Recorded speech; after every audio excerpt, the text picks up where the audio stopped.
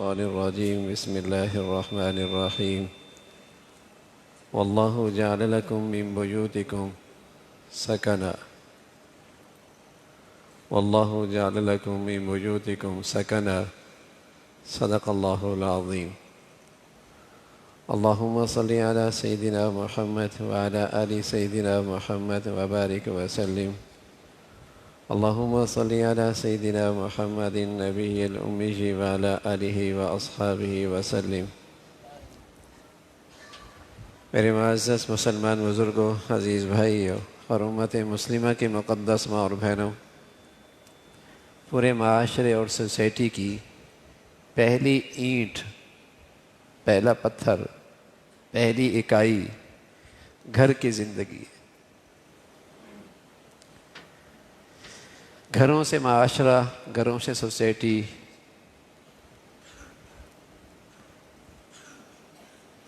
گھروں سے قومیں بنتی ہیں۔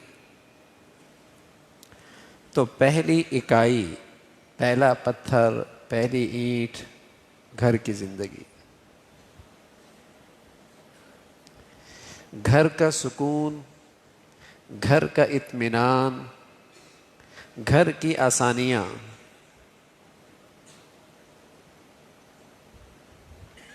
گھر کا سکون، گھر کا اطمینان، گھر کی آسانیاں، یہ اللہ کا بڑا انعام ہوتا ہے۔ آدمی باہر کی اذیتیں کندھوں پہ برداشت کر لیتا ہے، گھر کی اذیت برداشت نہیں ہوتی۔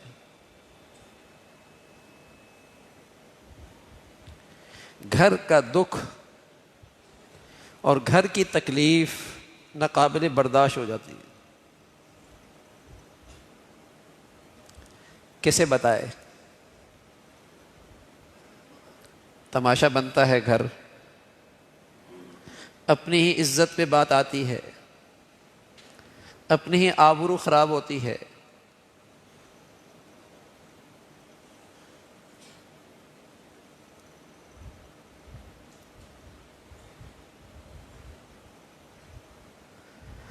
تو گھر کا سکون، گھر کا اطمینان، گھر کی آسانی اللہ کا بڑا انعام ہے۔ اور میرے عزیزو، یہ گھر کا سکون اور اطمینان، اس کا تعلق گھر کی سامانوں سے نہیں ہے، گھر کی چیزوں سے نہیں ہے،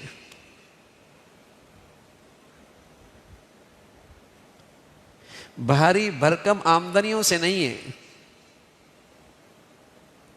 اچھے فرنیچر اور اسٹیٹس کی رہائش سے نہیں ہے،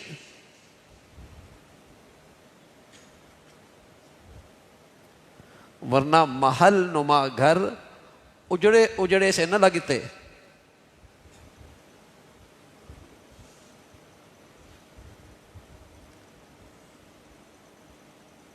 محل نما گھر، اس میں بے سکونی کی آگ نہ ہوتی۔ تو گھر کا سکون، گھر کا اطمینان، اس کا تعلق سکون کے سامان سے نہیں ہے،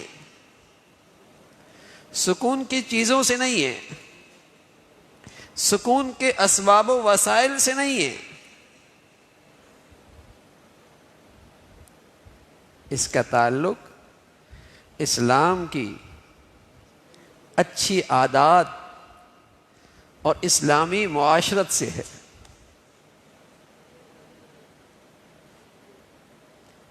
جن اسلامی عادات اور اخلاق اور معاشرت کی بنیاد ہی یہی ہے کہ اذیت نہیں دینی، کسی کو تکلیف نہیں دینی،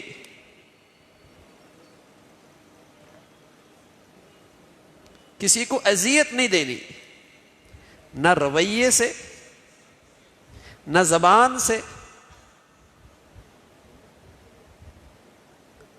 نہ اٹھنے بیٹھنے سے، نہ کھانے پینے سے۔ تمہاری عادات، اخلاق، معاشرت ایسی ہو کہ کسی کو اذیت اور تکلیف نہ ہو۔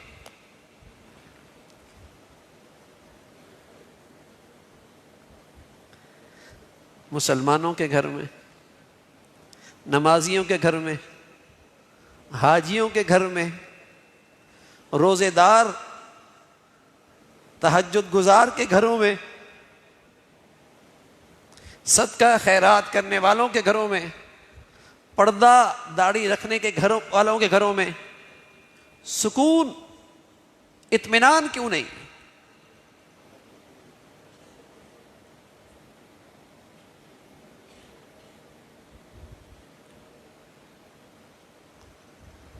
چند نابینے تھے، نابینے تھے، انہوں نے کبھی ہاتھی دیکھا نہیں تھا.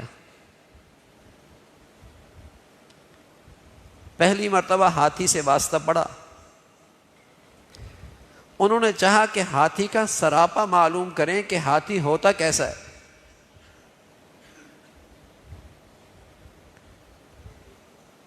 اب انہوں نے ہاتھی پہ ہاتھ رکھا تو ایک کا دم پہ ہاتھ پڑ گیا، دوسرے کا کان پہ پڑ گیا، تیسرے کا ٹانگ پہ پڑ گیا. تھے جو نبینے.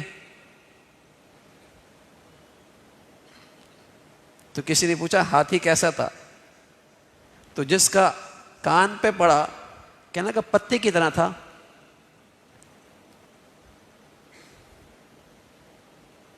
جس کا دم پہ پڑا ربڑ کی طرح تھا. جس کا ٹانگ پہ پڑا کوئی لمبی سی چیز تھی. جس کے ہاتھ میں جو آیا اس نے سمجھا ہاتھی اسی کا نام. یہی حال مسلمانوں کا ہے. جس نے جتنا دیکھا، جیسا دیکھا، اس نے سمجھا اسلام اسی کا نام ہے، دینداری اسی کا نام ہے، مسلمانی اسی کا نام ہے. کسی نے خیال کیا لا الہ الا اللہ محمد الرسول اللہ، اسلام کے عقائد پہ ایمان لے آیا ہوں نا، مسلمان ہونے کے لیے اتنا ہی کافی ہے. وہ اسی پر مطمئن ہے. چلو مسلمان تو ہیں، پٹ پٹا کے جنت میں تو چلے جائیں گے.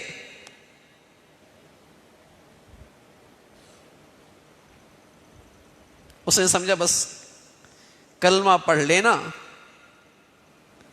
ایمانیات کو مان لینے کا نام بس اسلام ہے. کچھ لوگوں نے خیال کیا کہ عبادات بھی ہیں، عقائد بھی ہیں، عقیدے بھی ہیں، عبادات بھی ہیں، اعمال بھی ہیں، نماز، روزہ، داڑھی، پگڑی، پردہ، صدقہ، خیرات، تلاوت، ذکر، وظائف. انہوں نے سمجھا اسلام اسی کا نام ہے، دینداری اسی کا نام ہے، بزرگی اسی کا نام ہے، نیک ہونا اسی کا نام ہے.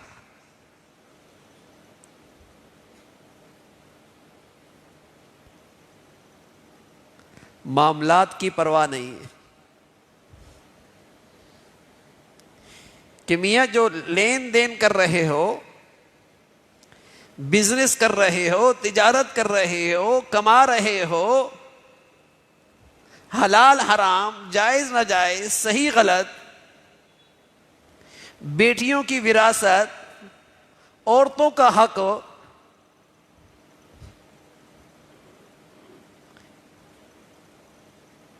زمین جاگیر کے معاملات، یتیم بچوں کے حقوق، ان کی وراثت کا حق، چھوٹے بھائیوں کا حق، بہنوں کا وراثت میں حق، کچھ نہیں. نمازی ہیں، حج عمرے ہیں، روزے ہیں، ذکر و اذکار ہے، داڑھی ٹوپی پردہ ہے. انہوں نے سمجھا دینداری اسی کا نام ہے.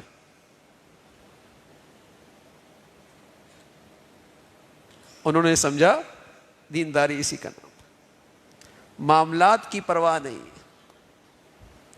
برسہ برس سے عبادت کر رہا ہے, سود نہیں چھوڑ رہا, رشوت نہیں چھوڑ رہا, بددیانتی نہیں چھوڑ رہا, لین دین میں خیانت سے کام لے رہا ہے, جھوٹ سے غلط بیانی سے کام لے رہا ہے, اس لیے کہ اس بیچارے نے معاملات کو دین سے, اسلام سے علیحدہ چیز سمجھ رکھی ہے. حالانکہ جیسے عبادات فرض ہیں, معاملات بھی تو فرائض ہیں. جیسے عبادات میں کچھ چیزیں حرام ہیں, ایسی معاملات میں بھی تو چیزیں حرام ہیں.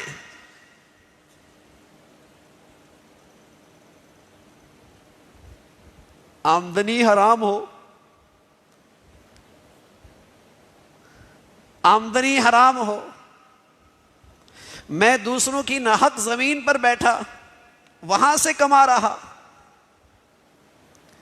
بہنوں کی زمین پہ قبضہ کر رکھا ہے, بھائیوں کی وراثت نہیں دی,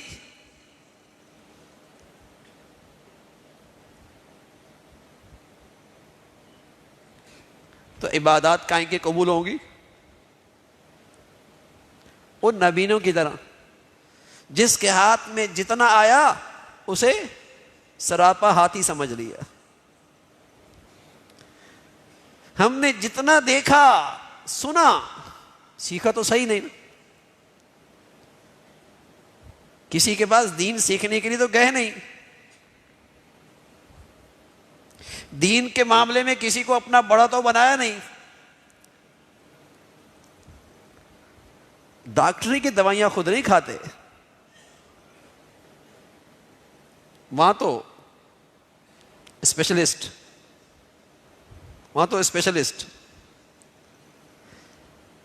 گھر میں خود تجربے نہیں کرتے, وہاں تو انجینئر, کانٹریکٹر.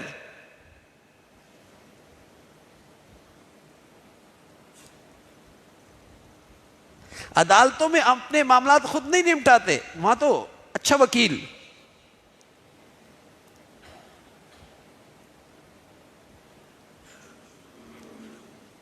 یہاں یہ خود تجربے کر رہا ہوتا ہے. جو طبیعت میں آتا ہے وہ دین ہے, جو طبیعت میں ہے وہ دین ہے.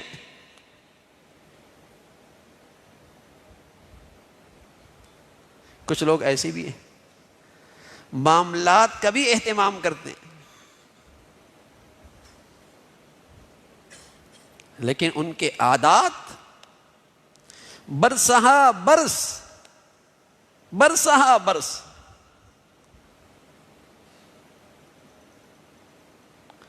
دوسروں کو نیکی کی طرف بلا رہے ہیں, لیکن عادات ایسی ہیں کہ انہیں اندازہ ہی نہیں کہ کتنے لوگوں کو ان سے اذیت ہو رہی ہے, کتنے لوگوں کو ان سے تکلیف پہنچتی ہے, کتنے لوگ ان کے اس رویے سے پریشان ہیں, بے خبر ہے, انہیں اس کا احساس ہی نہیں ہے کہ اس کا تعلق بھی کوئی دین سے ہے, یہ بھی کوئی دین کا فریضہ ہے, اس میں بھی کوئی چیز حرام ہے.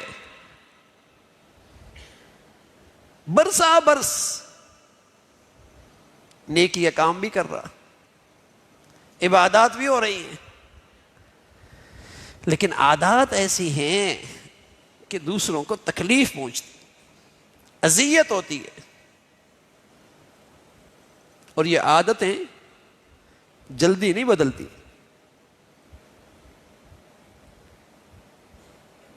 آدمی حرم جائے نا, نمازی نہ ہو, تب بھی فجر میں اذان سے پہلے پہنچ جائے گا.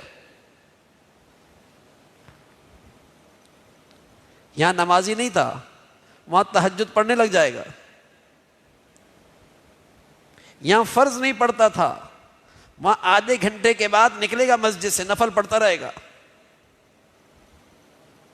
عبادات تو آ جاتی ہیں ماحول سے، لیکن اگر عادات خراب ہونا تو مینا کے اندر بھی عادتیں خراب ہی رہتی ہیں، عرفات میں بھی عادتیں خراب ہی رہتی ہیں، حرم کی فضاؤں کے اندر بھی اپنی بد اخلاقی سے دوسروں کے لیے اذیت کا باعث بنتا ہے، تکلیف کا باعث بنتا ہے، وہ اتنی نہیں جلدی بدلتی، اس پہ توجہ چاہیے، اس کی فکر چاہیے، اس کی اصلاح چاہیے، اس کے لیے اہتمام چاہیے، پھر صحت مل جاتی ہے۔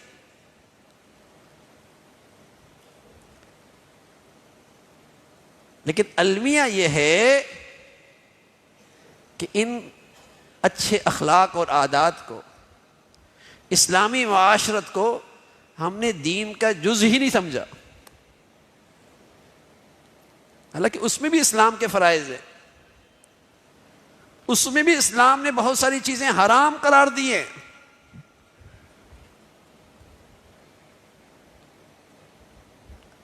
جب دین کا حصہ ہی نہیں سمجھا تو توبہ بھی نہیں ہے، استغفار بھی نہیں ہے، اس پر ندامت بھی نہیں ہے، اس کا خیال بھی نہیں ہے۔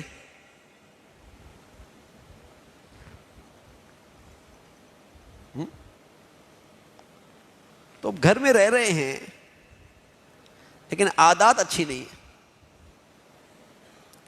معاشرت اچھی نہیں ہے، تو بتائیے نا سکون ملے گا؟ حالانکہ معاملات کی درستگی سے لوگوں کے مال محفوظ رہتے ہیں، لیکن عادات اور اسلامی معاشرت سے لوگوں کی عزت اور آبرو محفوظ رہتی ہے، اور عزت اور آبرو مال سے بڑی ہوئی چیز ہے، اس کا رتبہ زیادہ ہے۔ آدمی اپنی عزت آبرو کے لیے سارا مال لگا دیتا ہے، سب کچھ لگا دیتا ہے،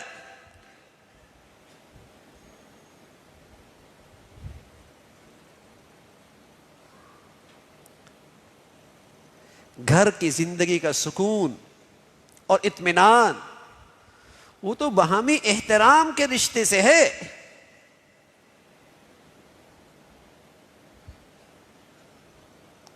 بے آبرو کرنے سے نہیں ہے، عزت نفس مجروح کرنے میں نہیں ہے، دوسروں کے لیے اذیت کا باعث بننے میں نہیں ہے۔ اگر کسی بچی کو اس گھر میں اذیت پہنچے اور بارہا اس کی عزت نفس پہ حملہ ہو، وہ 40 سال تک بھی اس گھر کو اپنا گھر نہیں بنائے گی،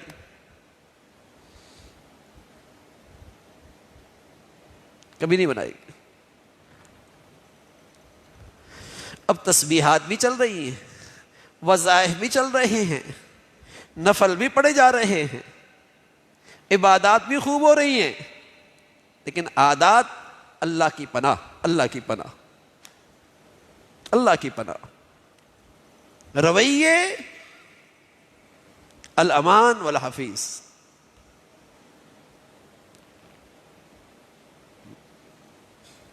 میرے عزیزو، یہ بھی بے دینی ہے،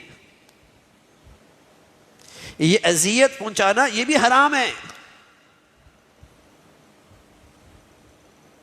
یہ بد اخلاقی یہ بھی حرام ہے۔ گھر میں برتن ہو تو کچن میں آواز آ جایا کرتی، جب بہت سارے برتن ہو تو آواز تو آتی ہے، جب آدمی گھر میں اکٹھا رہتا ہے تو آواز آ جایا کرتی ہے، لیکن جب آدمی یہ سمجھتا ہے کہ غلط ہو گیا،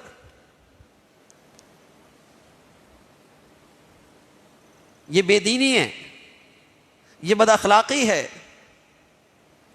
اس کا دین سے تعلق نہیں، تو آدمی کو افسوس ہوتا ہے، معافی تلافی ہو جاتی ہے، درگزر کرتا ہے، اللہ سے بھی معافی مانگتا ہے، اللہ کے بندوں سے بھی معافی مانگتا ہے۔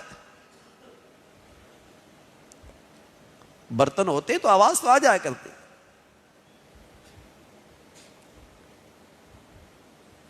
غلطی ہو گئی. لیکن اگر عادات اخلاق ہی خراب ہیں، اور اللہ حفاظت فرمائے کہ اگر تکبر ہے،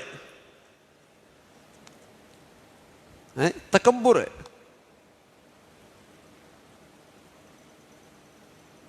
بس میری چاہت پوری ہو، کوئی کام میری مرضی کے خلاف نہ ہو، میری چاہت میں کوئی رکاوٹ نہ بنے، تو یہ گھر بنے گا پھر. اور اللہ حفاظت فرمایا آج تو بچے بچیوں میں یہ مرض اتنا عام ہے کہ وہ اپنے ابا کی بات بھی نہیں سنتے، اپنے اماں کی بات بھی نہیں سنتے، کسی بڑے کی بھی بات نہیں سنتے، کہ میری مرضی کے خلاف باتیں کیوں کر رہے. ایسی اندر بڑائی ہے، ایسی بری عادت بیٹھ گئی ہے. ہمیں بچوں کے گھروں کی تو فکر ہوتی ہے، ان کے فرنیچروں کی بھی فکر ہوتی ہے، ان کے لیے ساز و سامان کی بھی فکر ہوتی ہے، ان کی آمدنی کی بھی فکر ہوتی ہے، اور ان گھروں میں ہر قسم کے ان کے خواہشات پورا کرنے کی بھی بہت فکر ہوتی ہے. مجھے ان کے اخلاق سنوارنے کی فکر کتنی ہوتی. اور اس کی تو مسلسل ضرورت رہتی ہے بھائی، مسلسل ضرورت رہتی ہے. دیکھیے نا، پہلے گھروں میں تو یہ چیزیں نہیں تھی، لیکن طلاقوں کی اوسط بہت کم تھی. اب تو گھروں میں بہت چیزیں ہیں. ذرا حال دیکھیے طلاقوں کا. عدالتوں میں 99% کیسز طلاق خلا کے ہیں.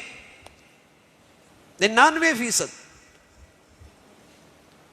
نہ وہ رہنا چاہتی ہے نہ یہ رکھنا چاہتا ہے. ڈگریاں بھی ہیں، پڑھائیاں بھی ہیں، تعلیم بھی ہے، جہیز بھی ہیں، آمدنی بھی ہے، زندگی کی سہولیات بھی ہیں. اس سے تھوڑی گھر بنتے ہیں بھائی. گھروں کا سکون اطمینان ان چیزوں سے تھوڑی بنتا ہے. اگر ان چیزوں سے گھر بنتے تو مغرب کے ہر دوسرے گھر میں طلاق نہ ہوتی.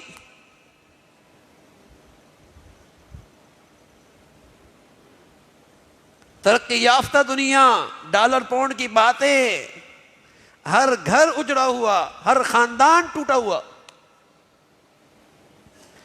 ہر ازواجی رشتہ بکھرا ہوا.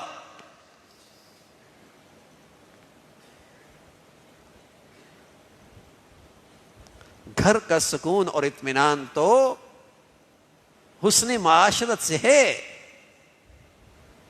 اچھے اخلاق و عادات سے. میری ہوس ہے کہ بس میری ہر چاہت پوری ہو، اور دوسرا بھی کہہ رہا ہے میری ہر چاہت پوری ہو، تو کیا ہوگا؟ گھر میں رہ سکتے ہیں. 5-10 آدمی گھر میں رہنا تو دور کی بات ہے، 2 آدمی بھی نہیں رہ سکتے. اس لیے کہ ان دونوں کی بھی خواہشات ٹکرائیں گی. اور اگر دین ہوگا، دین تو یہ سبق دیتا ہے کہ دنیا میں پوری راحت کی خواہش اور ہوس کرنی نہیں چاہیے. دنیا میں تو پوری راحت کی ہوس کرنی نہیں چاہیے. پوری راحت کے لیے تو اللہ نے آخرت رکھی ہے. پوری راحت کے لیے تو اللہ نے آخرت رکھی ہے. پورا آرام تو اللہ نے جنت میں رکھا ہے. دنیا میں تو اس کی ہوس ہی نہ ہو. لیکن جب تعلیم ہی ایسی ہے، جب تربیت ہی ایسی ہے، جب گھروں کا ماحول ہی ایسا ہے کہ تم کامیاب تب ہوگے جب تمہاری ہر خواہش پوری ہو جائے گی. تمہاری زندگی کا ویژن ہی یہی ہے کہ تم نے دنیا میں سب سے نمایاں بننا ہے، تم جیسا کوئی نہ ہو. اور جب دونوں کی خواہش یہ ہو، ایک کہے میری مرضی، دوسرا کہے گا میری مرضی، تو گھروں کا سکون تو گیا نا. دین کا خلق تو یہ ہے کہ دنیا میں پوری راحت کی ہوس ہی نہ کرو. بلکہ حکیم الامہ تھانوی رحمۃ اللہ علیہ تو فرمایا کرتے تھے دنیا کی اصل سمجھو، دنیا کی اصل سمجھو، دنیا کا اصل ہے تکلیف. کہیں راحت کا جھونکا آئے تو اللہ کا شکر ادا کرو، یہ کہاں سے آ گئی. فرمایا کرتے تھے دنیا کی اصل ہے تکلیف،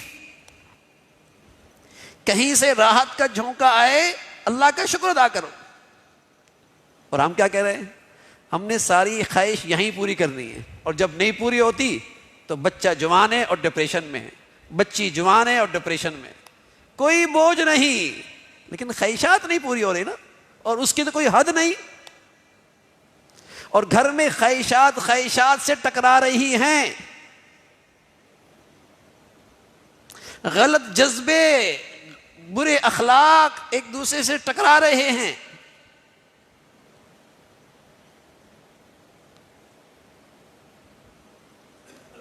ہوس ہے.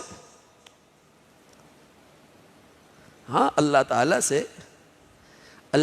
سے ہمیشہ عافیت کی دعا کرنی چاہیے. اللہ تعالیٰ سے ہمیشہ عافیت کی دعا کرنی چاہیے کہ اللہ تعالیٰ ایسی نعمتیں دے جس کا میں آسانی سے تحمل کر سکوں.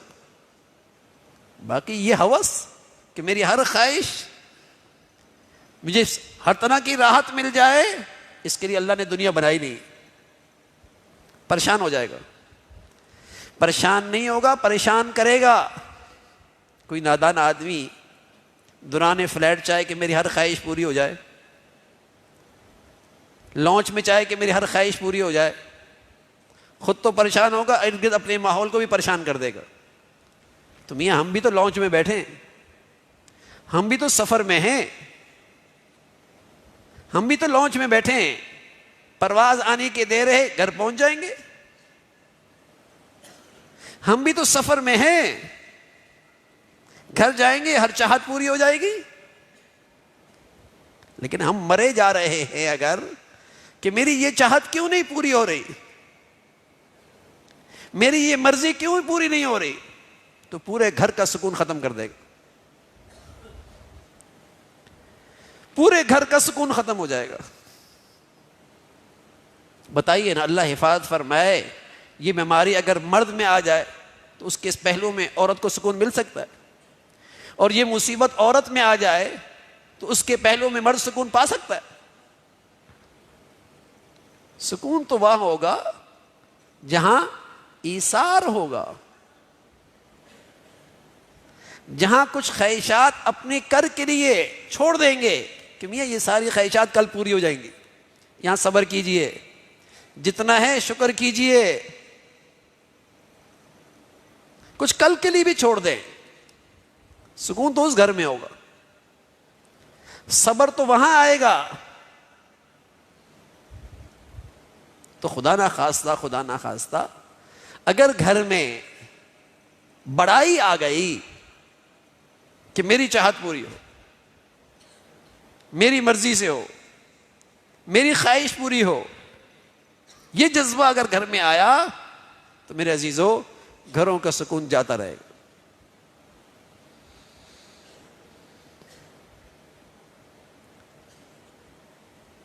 اسلامی معاشرت تواضع پہ کھڑی ہے. کس پہ کھڑی ہے؟ تواضع پہ. اسلامی معاشرت ایثار پہ کھڑی ہے کہ میں دوسروں کے لیے کچھ اچھا کر سکوں.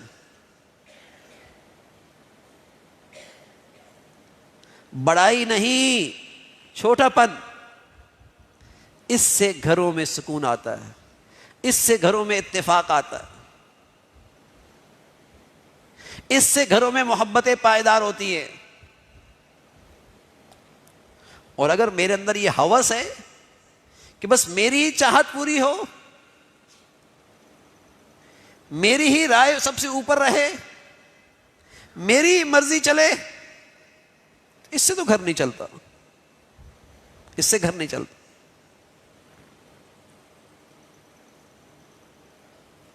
اس سے گھر خراب ہوتا. تو میرے عزیزو، آج دین کا چونکہ تصور غلط ہو گیا، کسی نے سمجھا اسلامی عقیدوں پر ایمان ہے بس مسلمانی کے لیے اتنا ہی کافی ہے، کسی نے اسلام کے ظاہری اعمال کو لے لیا، عبادات لے لی، سمجھ بیٹھا مسلمانی اسی کا نام، اور کچھ تھوڑا سا آگے بڑھا تو کچھ معاملات ٹھیک ہو گئے، لیکن میرے اخلاق، میری عادات، میری اٹھنا بیٹھنا، میری معاشرت، میرا لوگوں کے ساتھ برتاؤ، رویہ، یہ بھی تو اسلام کا بنیادی جز ہے، اور ایسا اہم ہے کہ چونکہ اس کا تعلق حقوق العباد سے ہے تو اس کی نزاکتیں زیادہ ہیں۔ اللہ تو اپنا حق معاف فرما دیتے، معافی مانگے اللہ کریم معاف فرما دیں گے، بندوں کی حق تلفی ہوئی اور انہیں میں نے اذیت میں رکھا تو جب تک وہ معاف نہیں کریں گے اللہ کریم بھی معاف نہیں کریں گے، اللہ کریم بھی معاف نہیں کریں گے۔ تو میری عادات اخلاق ایسے ہوں کہ میری ذات سے کسی کو تکلیف نہ ہو۔ سبحان اللہ۔ پیارے رسول صلی اللہ علیہ وسلم کی زندگی، حضرت عائشہ فرماتی ہیں رضی اللہ تعالیٰ عنہ، جب تہجد میں اٹھتے تھے کمرہ چھوٹا سا ہوتا تھا تو آپ علیہ الصلوۃ والسلام اٹھنے کا انداز، قام رویدا ومشى رویدا وفتح رویدا، آہستہ سے اٹھے، آرام سے چلے، احتیاط سے دروازہ کھولا کہیں نیند خراب نہ ہو جائے۔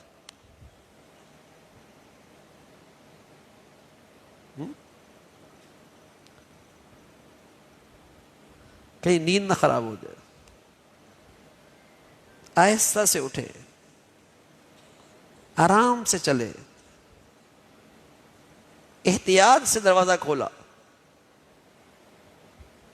تکلیف نہ ہو۔ تو جب گھر کی زندگی میں ہر آدمی یہ چاہ لے کہ میری ذات سے کسی کو تکلیف نہ پہنچے تو بتائیے نا، گھر جنت نہیں بنے گا۔ لیکن میرے عزیزو، دین کا یہ پہلو آج ہماری زندگیوں میں نظر انداز ہے، دین کا یہ حصہ آج ہماری زندگیوں سے نکل چکا ہے۔ جب گھروں میں نہیں ہے تو باہر کیا حال ہے؟ یہ نماز پڑھنے آئے گا، گاڑی ایسی جگہ کھڑا کرے گا تاکہ ہر نکلنے والے کو تکلیف ہو۔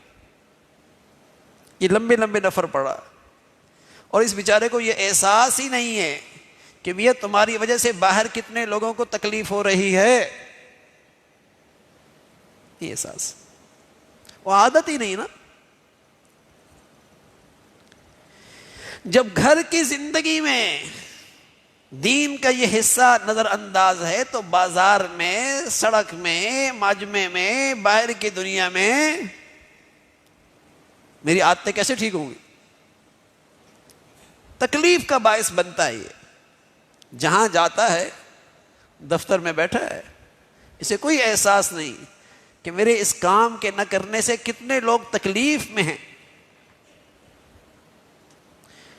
کتنے لوگ تکلیف میں بیٹھے ہیں، کوئی احساس نہیں۔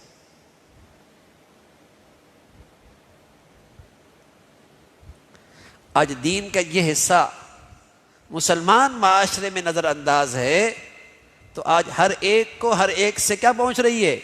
اذیت، تکلیف۔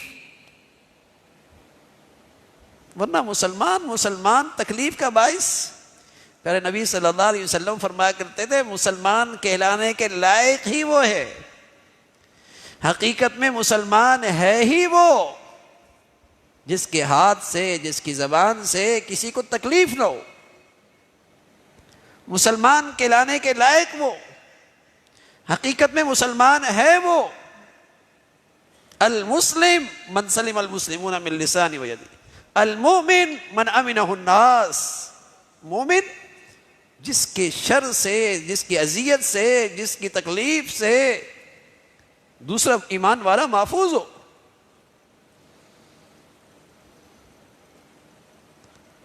تو میرے عزیزو، یہ جو دین کا اہم پہلو ہے آج ہماری زندگیوں میں، ہمارے گھروں میں نظر انداز ہے، تو آج گھروں کی زندگیاں سکون سے اور اطمینان سے خالی ہوتی چلی جا رہی،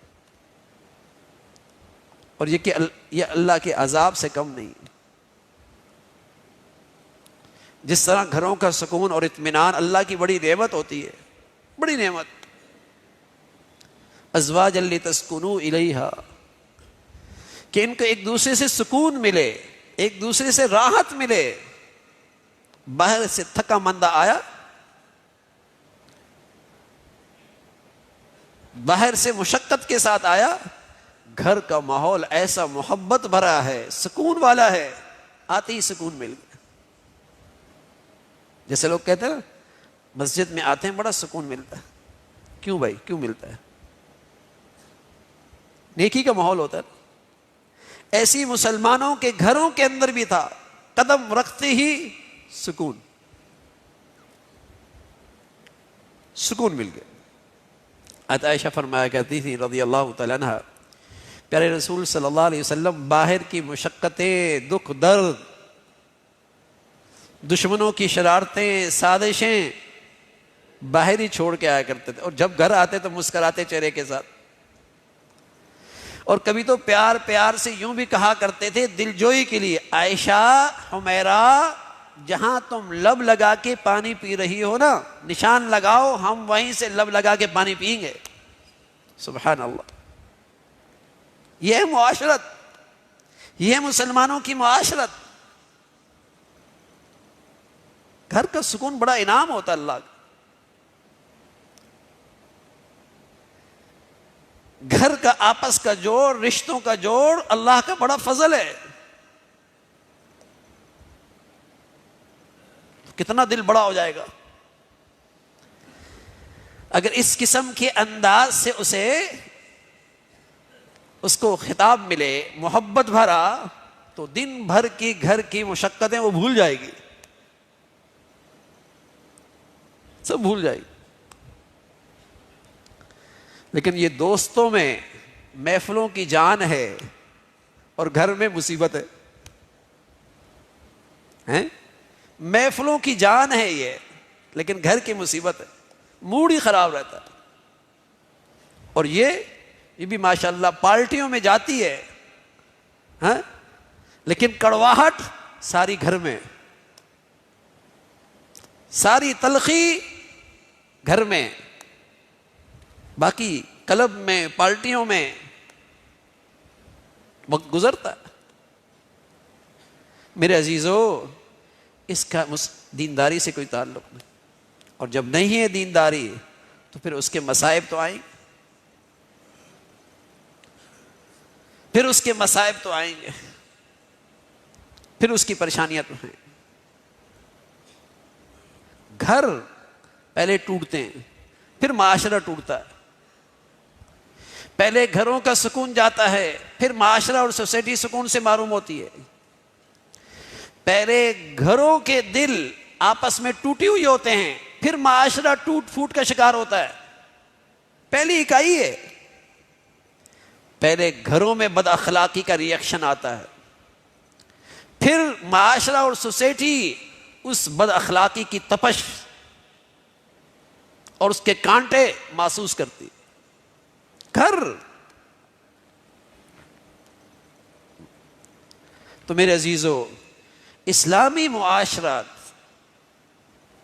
اسلامی اخلاق، یہ آپ کو دنیا کے اندر بھی گھر کا سکون دیں گے، گھر کا اطمینان دیں گے، گھر کی خوشیاں دیں گے، رشتوں کا پیار دیں گی، کہ میرے رویے سے، میری زبان سے، میرے طرز عمل سے، میرے اٹھنے بیٹھنے سے کسی کو تکلیف نہ ہو۔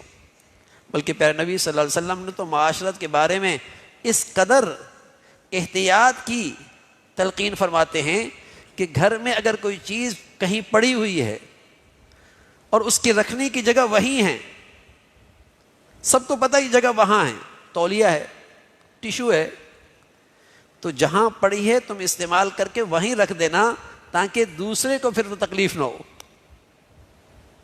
اتنا احتیاط. تم کھانا کھا رہے ہو اور تمہیں چھینک آ رہی ہے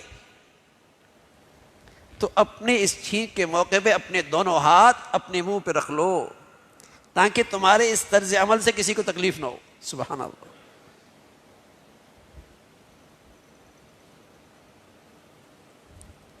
کسی کو تکلیف نہ ہو. یہ معاشرت سکھائی ہے. بلکہ ایک بچہ آیا دسترخوان پہ بیٹھ گیا اور وہ کھانا کھانے لگا تو یوں ہاتھ کہاں کیا چیز پڑی ہے. آپ علیہ الصلوۃ والسلام نے اس کا ہاتھ پکڑا. سم اللہ کل بیمینک وکل مما یلیک. بیٹے بسم اللہ پڑھو, دائیں ہاتھ سے کھاؤ, اپنے سامنے سے کھاؤ.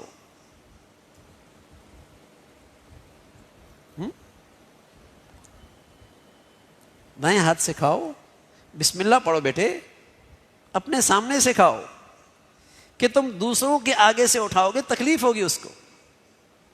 یعنی ان چھوٹی چھوٹی باتوں کی بھی آپ نے تربیت فرمائی کہ تمہاری معاشرت جتنی اسلامی ہوگی اتنا دوسروں کو راحت ملے گی. اور جب تمہاری ذات سے دوسروں کو راحت ملے گی, تم دوسروں کے لیے اچھا کر رہے ہوگے, خود بخود ان کے دل تمہارے لیے محبت سے کھنچیں گے. ان کے دلوں میں تمہاری محبت بڑھے گی, تمہارا احترام بڑھے گا.